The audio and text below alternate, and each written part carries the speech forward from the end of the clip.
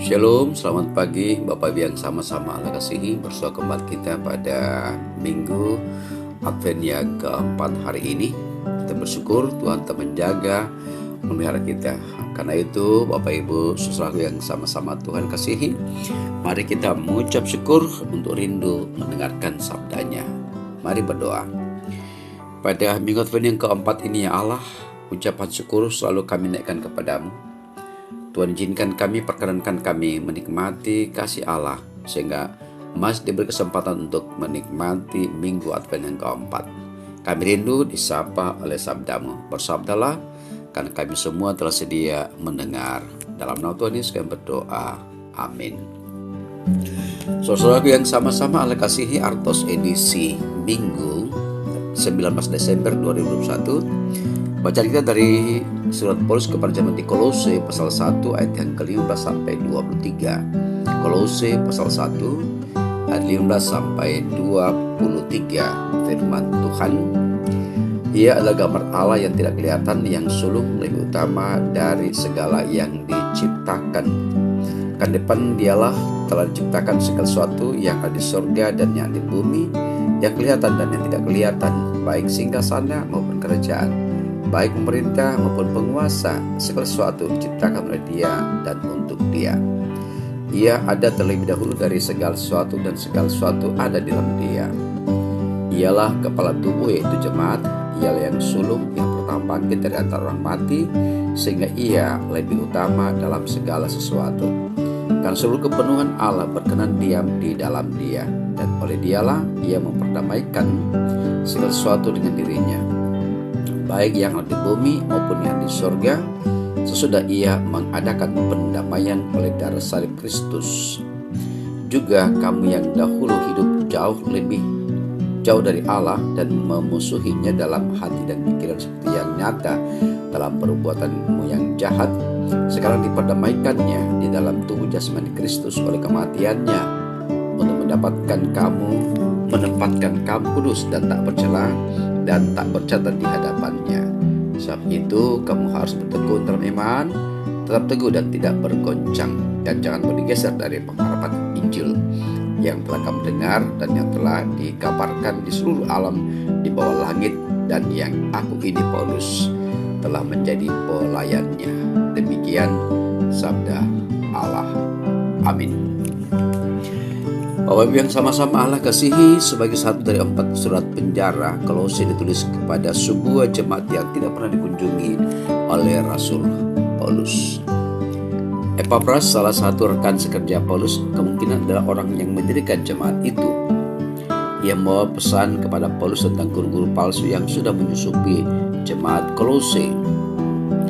Untuk menghadapi situasi itu, Paulus mengirim surat ini sekitar tahun 62 atau 63 Masehi, ketika ia sedang berada di penjara di Roma. Guru-guru palsu ini menambahi Injil sederhana yang telah dikhotbahkan Paulus dan yang lain dengan mengatakan bahwa penting untuk menjalankan aturan dan hukum Yahudi tertentu, serta mengajarkan peran menonjol dari malaikat-malaikat dalam penyembahan mereka. Paulus memperbaiki kesalahpahaman ini dengan menunjukkan bahwa Kristus merupakan selamat yang telah mencakup semuanya. Dia sajalah dasar dari harapan kita untuk keselamatan dan kehidupan yang kekal. Perikop bacaan kita pada hari ini berbicara masalah jati diri Yesus Kristus. Jati diri Yesus Kristus. Demi kepentingan keselamatan manusia, Allah menyatakan dirinya dan mengungkapkan rencana keselamatan itu. Salah satu cara untuk menyatakan dirinya adalah dalam wujud manusia yang tidak berdosa, yang dapat berhubungan serta berbicara dengan manusia yang berdosa. Dan demikian kita dapat melihat kemuliaan Allah pada wajah Kristus. Kristus adalah pencipta dan segala sesuatu adalah ciptaannya, termasuk yang tidak dapat dilihat oleh mata, yaitu makhluk-makhluk surgawi seperti para malaikat yang melayani Tuhan maupun yang memberontak menjadi iblis dan roh-roh jahat. Yesus Kristus sudah ada sebelum segala ciptaan ada. Ia berasal dari kekekalan hingga kekekalan, tidak mempunyai permulaan dan tidak pula mempunyai akhir. Ia adalah Allah. Hubungan Kristus dengan jemaat diibaratkan dengan kepala dan tubuh. Kristus adalah kepala dan jemaat adalah tubuh. Kepala adalah sumber kehidupan dan mengikat anggota tubuh menjadi satu kesatuan. Kristus hidup untuk selama-lamanya, demikian pun yang akan dialami semua tebusannya. Oleh karena Yesus Kristus disebut sebagai yang sulung dalam kebangkitannya, maka semua tebusannya kelak akan menyusul. Kristus menjadi yang terpenting dan utama dari segala sesuatu, sebab tanpa Dia kita tidak mempunyai harapan. Kristus dan Bapa adalah satu. Yohanes 10 ayat 30. Apa yang hanya dilakukan oleh Allah dilakukan oleh Kristus. Segala sesuatu yang terdapat pada diri Allah terdapat juga pada diri Kristus. Dengan perantara Kristus, Allah memperdamaikan segala sesuatu dengan dirinya. Manusia berdosa tidak sanggup dan tidak dapat mendamaikan dirinya sendiri dengan Allah. Saudara-saudara yang sama di Tuhan, Kristus telah mencurahkan darahnya di kayu salib. Ia melaksanakan penebusan yang memungkinkan kita dapat diperdamaikan dengan Allah. Karena itu, mari kita mempersiapkan diri kita untuk diperdamaikan dengan Allah lewat kehidupan kita dengan sesama, berdamai dengan sesama. Tuhan memberkati kita. Amin. Mari Bapak Ibu berdoa. Pada Minggu Advent yang keempat ini Allah, kembali kami diingatkan bahwa Yesus Kristus adalah pendamai, perantara yang sulung dari yang bangkit. Nubuatan terpenuhi dalam diri Kristus Yesus. Yesus pula adalah juga Bapa. Satu. Dia ada sebelum dunia diciptakan, dan dia menjadi bahagian dari proses penciptaan pun sampai kekekalan. Kiranya oleh Roh Kudus memampukan kami mengamini tentang jati diri Yesus Kristus yang telah berkorban, menebus, dan menyelamatkan seluruh ciptaan.